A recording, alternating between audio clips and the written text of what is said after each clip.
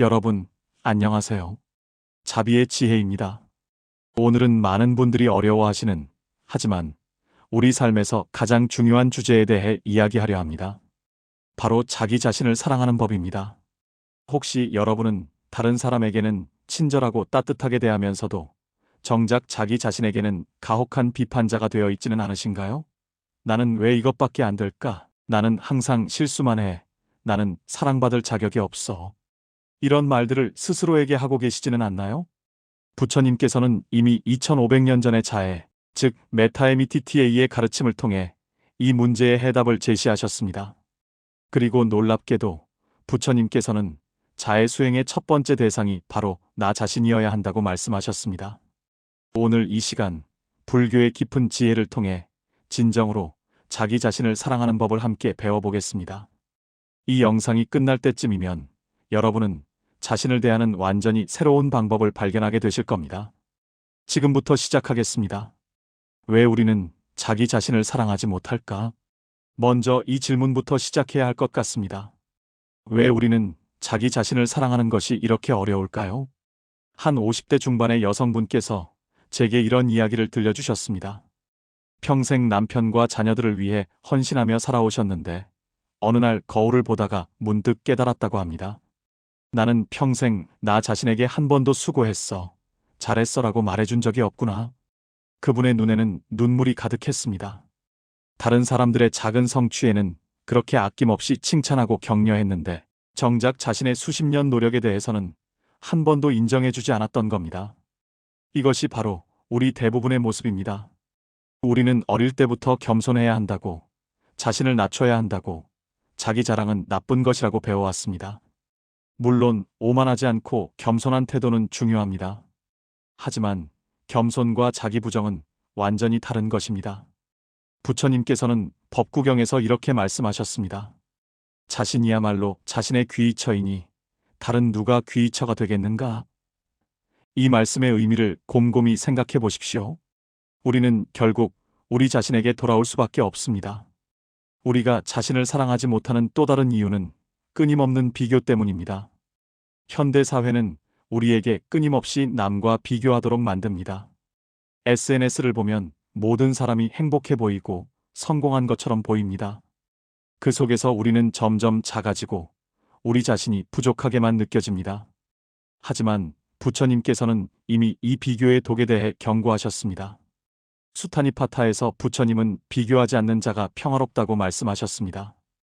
왜냐하면 모든 비교는 고통의 씨앗이 되기 때문입니다. 그렇다면 어떻게 해야 할까요? 어떻게 하면 진정으로 자기 자신을 사랑할 수 있을까요? 불교가 말하는 진정한 자기 사랑, 자애. 부처님께서 가르치신 자애, 즉 메타에미티티에이는 단순한 자기 긍정이나 자존감 향상과는 차원이 다릅니다. 자애는 조건 없는 친절과 자비를 의미합니다. 메타수타, 즉 자애경에는 이런 구절이 있습니다. 어머니가 목숨을 걸고 외아들을 보호하듯이 모든 살아있는 존재들을 향해 한없는 자애심을 길러야 한다. 그런데 여기서 중요한 것은 이 모든 살아있는 존재에는 당연히 나 자신도 포함된다는 것입니다. 사실 부처님께서는 자애 수행을 할 때 가장 먼저 자기 자신에게서 시작하라고 하셨습니다. 왜 그럴까요? 만약 우리가 스스로를 미워하고 비판한다면 진정으로 다른 사람을 사랑할 수 있을까요? 마치 빈 컵으로는 다른 사람에게 물을 따라줄 수 없는 것처럼 자기 자신에게 자비가 없다면 다른 사람에게도 진정한 자비를 베풀 수 없습니다. 저는 이것을 자비의 순서라고 부릅니다. 자기 자신 사랑하는 사람, 중립적인 사람, 어려운 사람 모든 존재. 이것이 부처님께서 제시하신 자의 수행의 단계입니다. 그런데 현대를 살아가는 많은 분들은 이 순서를 거꾸로 하고 계십니다. 자기 자신은 맨 마지막에 두고 다른 모든 사람을 먼저 챙깁니다. 그러다 보니 결국 지치고 번아웃이 오고 우울해집니다. 진정한 자기 사랑은 이기심이 아닙니다. 오히려 자기 자신을 제대로 돌보는 것이야말로 다른 사람들을 진정으로 돌볼 수 있는 토대가 됩니다. 한 스님께서 이런 비유를 들려주신 적이 있습니다. 비행기 안전 수칙을 보면 산소 마스크가 떨어졌을 때 자기 것을 먼저 쓰고 나서 다른 사람을 도우라고 합니다. 왜 그럴까요? 내가 먼저 쓰는 것이 이기적이어서가 아닙니다. 내가 의식을 잃으면 아무도 도울 수 없기 때문입니다. 인생도 마찬가지입니다. 나를 먼저 돌보는 것은 이기심이 아니라 지혜입니다. 자기 자신을 사랑하는 구체적인 방법들. 그렇다면 구체적으로 어떻게 자기 자신을 사랑할 수 있을까요? 불교의 가르침을 바탕으로 실천 가능한 방법들을 소개하겠습니다. 첫째, 자의 명상을 실천하십시오. 매일 아침 일어나서 또는 잠들기 전에 5분만 시간을 내어 이 문구들을 반복해 보십시오. 내가 행복하기를, 내가 평안하기를, 내가 건강하기를, 내가 편안하기를. 처음에는 어색하고 거짓말하는 것 같을 수도 있습니다. 괜찮습니다.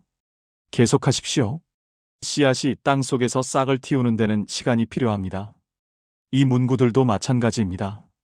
한 70대 할머니께서 이 수행을 3개월 동안 하셨다고 합니다. 처음에는 이게 무슨 소용이 있나 싶으셨대요. 그런데 어느 날 거울을 보다가 자기도 모르게 거울 속 자신에게 미소를 짓고 있더랍니다. 그리고 깨달았다고 합니다. 아, 나도 이렇게 나를 따뜻하게 볼 수 있구나. 둘째, 자기 대화를 바꾸십시오. 우리는 하루에 수만 가지 생각을 합니다. 그중 많은 생각들이 자기 자신에 대한 것입니다. 그런데 그 생각들이 어떤 내용인가요? 나는 왜 이것밖에 안 돼? 나는 정말 쓸모없어. 나는 항상 실수만 해. 이런 생각들이 반복되면 그것이 우리의 현실이 됩니다. 부처님께서 법구경에서 말씀하셨습니다. 우리는 우리가 생각하는 것이 된다. 우리의 모든 것은 우리의 생각에서 일어난다. 그렇다면 오늘부터 자기 대화를 바꿔보십시오. 실수를 했을 때 나는 왜 이렇게 바보 같지? 가 아니라 다음에는 더 잘할 수 있어. 이것도 배움이야 라고 말해보십시오. 이것은 단순히 긍정적으로 생각하자는 것이 아닙니다.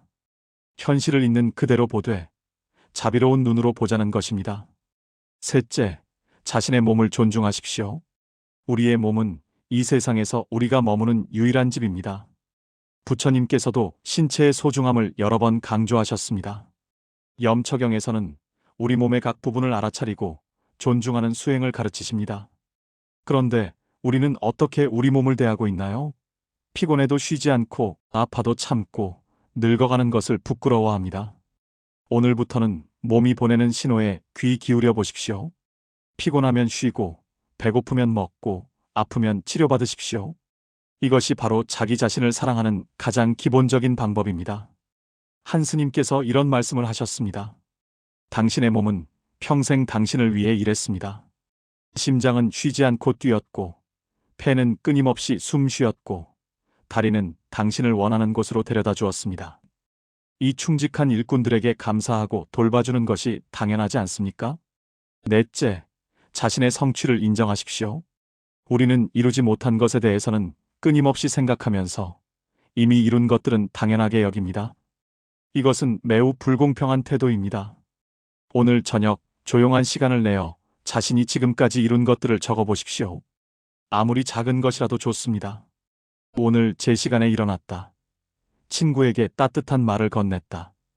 어려운 상황에서도 참았다. 이 모든 것이 성취입니다. 불교에서는 이것을 선업이라고 합니다. 우리가 매일매일 쌓아가는 좋은 행위들입니다. 이것들을 인정하고 기뻐하는 것을 수의공덕이라고 합니다. 한 40대 남성분은 매일 저녁 오늘의 3가지 잘한 일을 노트에 적기 시작했다고 합니다. 처음에는 쓸 것이 없어서 고민했는데 한 달쯤 지나니까 하루에 3가지로는 부족하더랍니다. 그리고 6개월쯤 지나서는 자신을 바라보는 눈이 완전히 달라졌다고 합니다. 다섯째, 자신의 감정을 허용하십시오. 불교에서는 감정을 억압하지 말라고 가르칩니다. 대신 감정을 있는 그대로 관찰하고 받아들이라고 합니다. 이것이 바로 위파사나, 즉 통찰 명상의 핵심입니다. 슬프면 슬픔을 느끼십시오. 화가 나면 화를 인정하십시오. 외로우면 외로움을 받아들이십시오. 다만 그 감정에 휩쓸리지 말고 관찰자가 되십시오. 아, 지금 내 안에 슬픔이 있구나. 지금 화라는 감정이 일어나고 있구나. 외로움이 나를 방문했구나. 이렇게 감정을 3인칭처럼 관찰하면 감정에 압도되지 않으면서도 감정을 충분히 느낄 수 있습니다. 많은 사람들이 긍정적으로만 생각해야 한다. 부정적인 감정을 가지면 안 된다고 생각합니다. 하지만 이것은 자기 자신에게 폭력입니다. 인간이라면 누구나 모든 종류의 감정을 느낍니다. 이것을 부정하는 것은 자신의 인간성을 부정하는 것과 같습니다. 부처님께서도 슬픔을 느끼셨습니다. 가장 사랑하는 제자 목갈라나가 죽었을 때 부처님께서는 깊은 슬픔을 표현하셨습니다. 하지만 그 슬픔에 집착하지 않으셨습니다. 느끼고 인정하고 놓아주셨습니다. 여섯째, 경계를 설정하십시오. 자기 자신을 사랑한다는 것은 때로 아니오라고 말할 수 있는 용기를 의미합니다. 모든 부탁을 다 들어줄 수 없습니다. 모든 사람을 다 기쁘게 할 수 없습니다. 부처님께서도 모든 사람의 요청을 다 들어주지 않으셨습니다. 때로는 거절하셨고, 때로는 침묵하셨고, 때로는 자리를 피하셨습니다. 이것은 냉정해서가 아니라 지혜로우셨기 때문입니다. 자신의 한계를 인정하고 자신을 보호하는 것은 자기의 중요한 부분입니다. 미안하지만 이번에는 도와줄 수 없어요. 지금은 혼자 있는 시간이 필요해요라고 말하는 것은 이기적인 것이 아닙니다. 한 60대 여성분께서 평생 거절을 못하고 살다가 이제는 지혜롭게 경계를 설정하는 법을 배우셨다고 합니다. 처음에는 죄책감이 밀려왔지만 점점 자유로워지는 자신을 발견했다고 합니다. 그리고 놀랍게도 사람들과의 관계가 오히려 더 깊어지고 진실해졌다고 합니다. 일곱째, 자신을 용서하십시오. 아마도 이것이 가장 어려운 부분일 것입니다. 우리는 과거의 실수, 잘못된 선택, 후회스러운 말과 행동들을 가슴에 품고 살아갑니다. 그리고 그것들이 우리를 계속 괴롭힙니다. 부처님께서는 칼라마 수타에서 과거에 집착하지 말라고 하셨습니다. 과거는 이미 지나갔습니다. 우리가 할 수 있는 것은 오직 지금, 이 순간뿐입니다.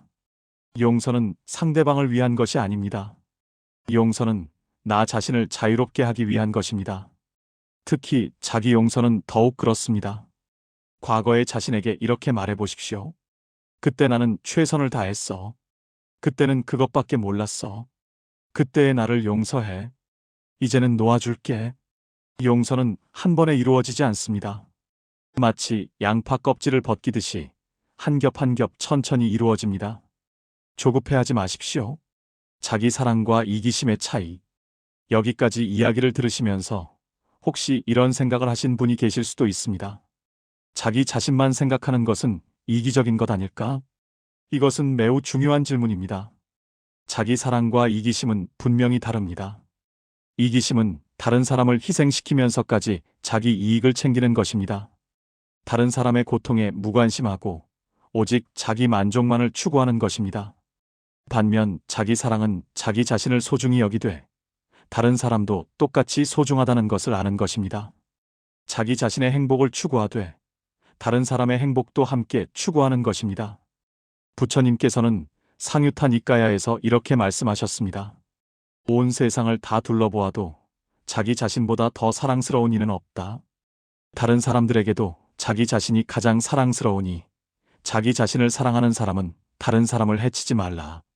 이 말씀의 의미를 곰곰이 생각해 보십시오.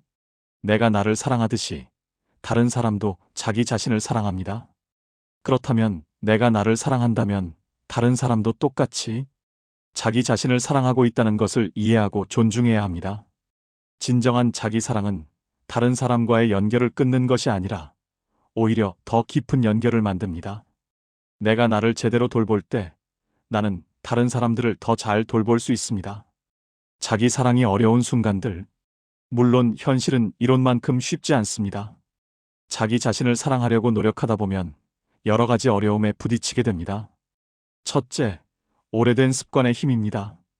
우리는 수십 년 동안 자기 자신을 비판하는 습관을 길러왔습니다. 이것을 바꾸는 것은 쉽지 않습니다. 하지만 부처님께서는 법구경에서 이렇게 말씀하셨습니다.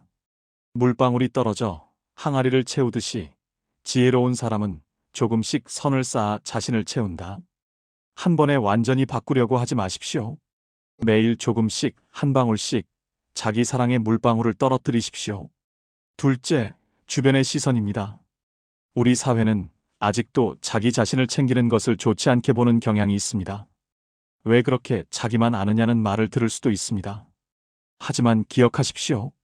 당신의 인생은 당신의 것입니다. 다른 사람들의 기대에 부응하기 위해 사는 것이 아닙니다. 부처님께서도 수타니파타에서 무리를 벗어나 홀로 가는 외뿔소처럼 가라고 하셨습니다. 때로는 다른 사람들의 의견과 다르게 살아갈 용기가 필요합니다. 셋째, 죄책감입니다. 특히 자녀를 키우는 부모님들, 가족을 돌보는 분들은 자기 자신을 돌보는 것에 대해 죄책감을 느낍니다. 하지만 생각해 보십시오. 지친 부모가 좋은 부모일 수 있을까요? 소진된 간병인이 좋은 간병인일 수 있을까요? 자기 자신을 돌보는 것은 다른 사람을 더 잘 돌보기 위한 필수 조건입니다. 나이 들어가면서 자기 자신을 사랑하는 법. 특별히 중년 이후 나이가 들어가면서 자기 자신을 사랑하는 것은 또 다른 의미를 갖습니다. 우리 사회는 젊음을 숭배합니다. 주름살, 흰머리, 둔해지는 몸. 이런 것들을 부끄러워하도록 만듭니다. 그래서 많은 분들이 나이 드는 자신을 사랑하지 못합니다. 하지만 불교에서는 늙음을 삶의 자연스러운 과정으로 봅니다. 부처님께서는 사성제 중 첫 번째 진리 고성제를 설명하시면서 늙음을 피할 수 없는 현실로 제시하셨습니다. 피할 수 없다면 받아들여야 합니다. 그리고 받아들이는 것이 바로 자기 사랑의 시작입니다. 나이든 자신의 몸을 미워하지 마십시오. 이 몸은 수십 년 동안 당신을 위해 일했습니다. 주름살 하나하나가 당신이 살아온 증거입니다. 흰머리 하나하나가 당신이 겪은 경험의 표시입니다. 한 70대 할아버지께서 이런 말씀을 하셨습니다. 젊었을 때는 몸이 내 뜻대로 움직여줬지만 삶의 의미는 몰랐소. 이제는 몸은 예전 같지 않지만 삶이 얼마나 소중한지 알게 됐소. 이것이 나이 드는 선물이요. 나이가 들면서 자기 자신을 사랑하는 것은 지나온 세월을 인정하고 지금의 자신을 있는 그대로 받아들이는 것입니다. 마음 챙김과 자기 사랑. 불교의 핵심 수행인 마음 챙김, 즉 사티SATI는 자기 사랑의 강력한 도구입니다.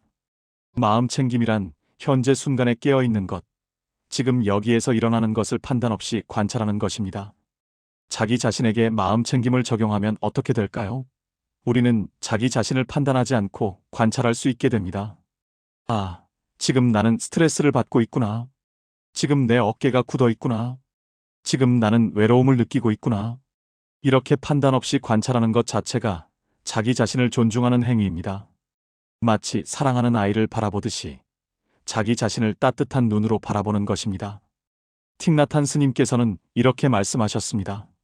마음 챙김은 일종의 포옹입니다. 당신이 마음 챙김으로 무언가를 껴안을 때 그것은 변화하기 시작합니다. 매일 몇 분이라도 조용히 앉아서 자기 자신을 마음 챙김으로 관찰해 보십시오. 몸의 감각, 마음의 움직임, 감정의 흐름, 모든 것을 따뜻하게 지켜보십시오. 이것이 바로 자기 자신에게 주는 가장 큰 선물입니다. 자기 연민, 자신에게 자비를 베풀기. 최근 서양 심리학에서도 자기 연민 셀프 마이너스 컴패션의 중요성이 강조되고 있습니다. 그런데 이것은 사실 부처님께서 2500년 전에 이미 가르치신 것입니다. 자기 연민이란 자기 자신의 고통을 인정하고 그 고통 앞에서 자신에게 친절하게 대하는 것입니다. 우리는 친구가 힘들어할 때는 따뜻하게 위로합니다. 힘들었겠다. 괜찮아. 누구나 실수할 수 있어. 그런데 우리 자신이 힘들 때는 어떻게 대하나요? 내가 잘못했잖아. 내가 멍청해서 그래. 너는 왜 항상 이 모양이야? 이것은 공평하지 않습니다. 왜 다른 사람에게는 친절한데 자기 자신에게는 가혹할까요? 오늘부터는 자기 자신을 가장 친한 친구처럼 대해 보십시오. 실수했을 때도 힘들 때도 외로울 때도 자기 자신에게 따뜻한 말을 건네보십시오. 힘들었구나. 괜찮아. 내가 충분히 노력했어. 실수할 수 있어. 인간이니까. 다음에는 더 잘할 거야. 지금은 힘들지만 이것도 지나갈 거야. 나는 내 편이야.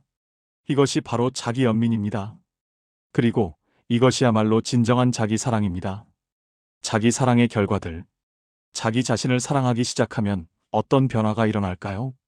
첫째, 내면의 평화가 찾아옵니다. 더 이상 자기 자신과 전쟁하지 않기 때문입니다.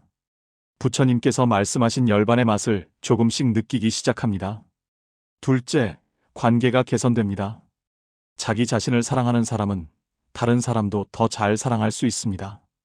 그리고 건강한 경계를 설정할 수 있기 때문에 관계가 더욱 진정성 있게 됩니다. 셋째, 삶의 에너지가 늘어납니다. 자기 자신을 비판하는 데 쓰던 에너지를 이제는 창조적인 일에 쓸 수 있습니다. 넷째, 회복력이 강해집니다.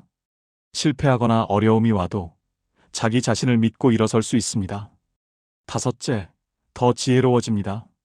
자기 자신을 있는 그대로 볼 수 있게 되면 세상도 있는 그대로 볼 수 있게 됩니다. 한 분께서 1년 동안 자기 사랑을 실천하신 후 이렇게 말씀하셨습니다.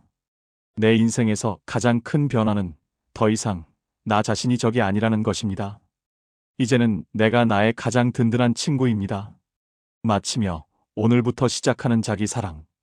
여러분, 긴 시간 함께 해주셔서 감사합니다. 오늘 우리는 자기 자신을 사랑하는 법에 대해 깊이 있게 이야기를 나눴습니다.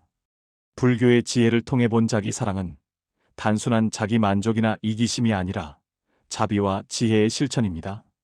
부처님께서는 이렇게 말씀하셨습니다.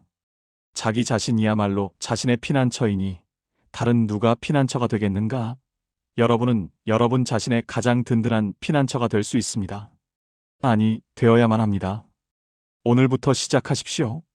아주 작은 것부터 시작해도 괜찮습니다.